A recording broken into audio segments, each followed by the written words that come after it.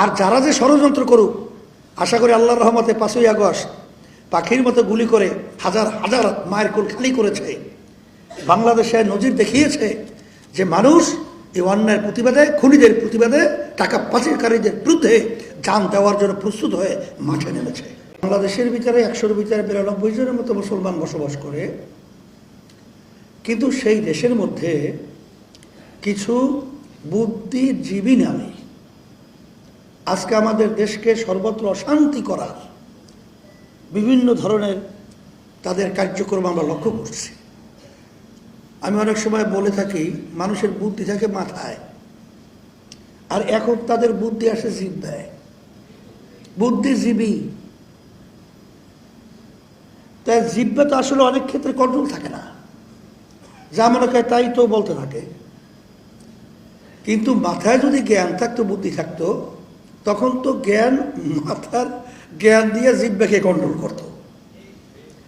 যা মনে করে তা বলে, যেই কথার মাধ্যমে, যে আচরণের মাধ্যমে বিভিন্ন সময় অশান্তি আমরা বাস্তবে দেখতে পাইতেছি।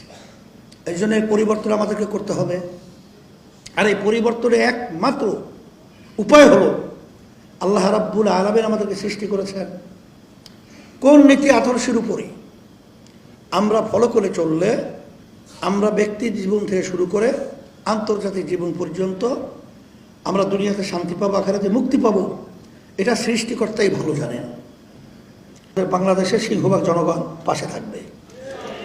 আর যারা যে ষড়যন্ত্র করুক, আশা করি আল্লাহর রহমতে 5ই আগস্ট পাখির মতো গুলি করে হাজার হাজার মায়ের কোল খালি করেছে। বাংলাদেশে নজির দেখিয়েছে যে মানুষ এই অন্যায়ের প্রতিবাদে, খুনিদের প্রতিবাদে, টাকা পাচারকারীদের বিরুদ্ধে জান দেওয়ার জন্য প্রস্তুত হয়ে মাঠে নেমেছে। তারা কিন্তু এখনো বাংলাদেশে আছে। আমরা কিন্তু সব দিকে নজর রাখতেছি। মনে করছে আমরা নাকে তোল দিয়ে ঘুমাচ্ছি, তা নয়। আমরা দেখতেছি কোন জায়গায় কি ষড়যন্ত্র হচ্ছে।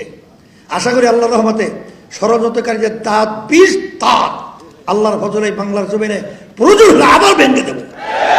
তারা ষড়যন্ত্র করতে পারবে না ইনশাআল্লাহ। আর বিশেষ করে ইসলামী দলগুলো সহ সকল কোথাও আহ্বান জানাবো, আসেন আমরা সবাই এক হই, ন্যাক হই, একত্রিত হয়ে আমরা ইসলামী শক্তিকে সামনে যেন রাষ্ট্রীয় পর্যায় পর্যন্ত বাস্তবায়ন করতে পারি। এই তৌফিক আল্লাহ আমাদেরকে দান করুক। আর হীনমন্যতা এবং হিংসা, এই দলাদলি, বিভিন্ন কায়দায় টোকাটুকি, ধাকাধাকি, এগুলো বন্ধ করেন। এই ষড়যন্ত্র বন্ধ করেন। আর পরগাছা হয়েন না। ইসলাম নামক গাছটাকে বড় করার জন্য, মজবুত করার জন্য উদাত্ত আহ্বান জানান।